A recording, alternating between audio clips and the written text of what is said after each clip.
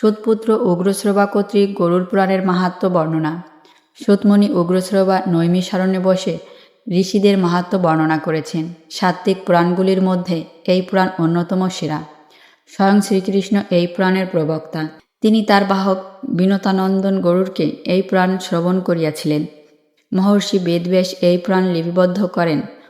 উগ্রশ্রম তার কাছ থেকে এই পুরাণের মাহাত্ম্য সম্পর্কে বিদিত হয়েছিলেন। এই পুরাণ যে পাঠ ও শ্রবণ করে তার মঙ্গল সাধিত হয়। গরুড় পুরাণের দুটি খণ্ড, পূর্বখণ্ড ও উত্তরখণ্ড, বিভিন্ন ধরনের দেবদেবীর পুজো আর্চা, নানা উপাখ্যান, বৈদ্যশাস্ত্র, ধর্মকথা, অর্থনীতি, শ্রীগোবিন্দের ধ্যান, পূজার নিয়ম নীতিসার, নানা ধরনের ব্রত, সূর্য চন্দ্রাদি, বংশকথা, নানা ধরনের প্রায়শ্চিত্ত ইত্যাদি নিয়ে পূর্বখণ্ড রচিত। উত্তরখণ্ডের মধ্যে আছে মানুষের মৃত্যুর পারলৌকিক ক্রিয়াদি, বৃষৎসর্গ, প্রেতাত্মনাশক কর্ম ইত্যাদি।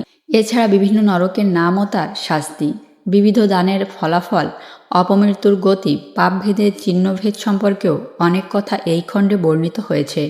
মানুষ যা কিছু জ্ঞাত হতে চায়, গরুড় সেই সকল প্রশ্ন তার প্রভু শ্রীকৃষ্ণের কাছে রেখেছেন।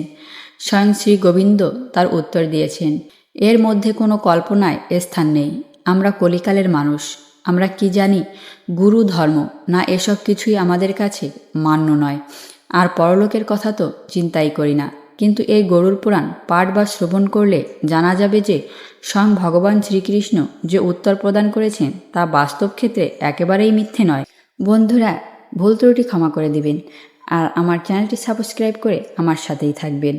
হরে কৃষ্ণ। কমেন্টে একবার হরে কৃষ্ণ লিখে যাবেন।